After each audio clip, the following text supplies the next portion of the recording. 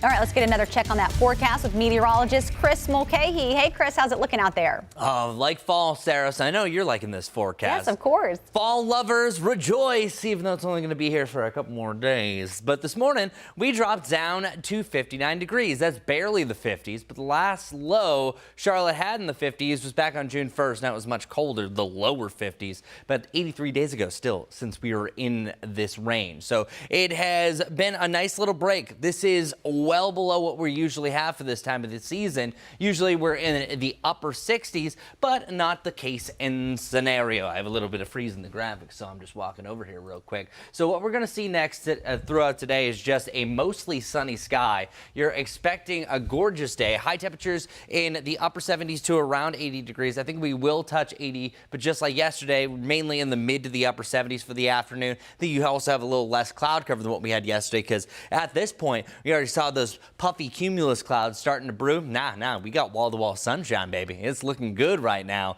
But there also are some of these upper-level clouds. These are also known as cirrocumulus clouds. So a sheet of these is going to start to move in, and it'll break up a little bit later on, but still majority sunshine across the skies. You can see the same thing across our Mr.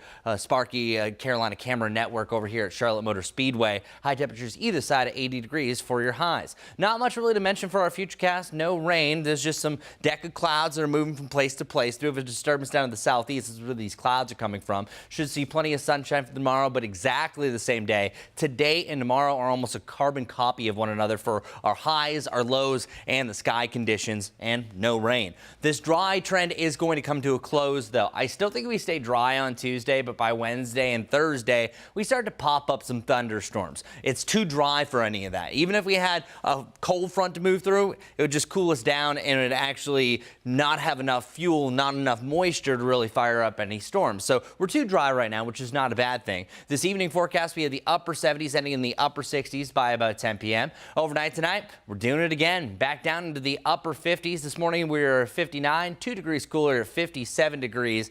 And then we'll slowly see our lows readjust themselves. By the way, 57 degrees is the typical October 1st low. And 81 that we have today is usually what we have for the first day of summer. Our lows and our highs are going to be creeping back up. We'll be back either side of 70 degrees once you get the middle of next week. Our high temperatures are also back into the 90s once you get to Monday as well. So those rain chances I already showed you with these warmer temperatures, with moisture starting to return as well. It will feel a little sticky during this weekend. By Monday, Tuesday, especially Wednesday, it'll feel humid again. That air you can wear is going to return, and that's going to up our storm potential. But our Guy Roofing 7-day forecast showing nothing but good times, good jives, good vibrations, and of course fall weather until the weekend.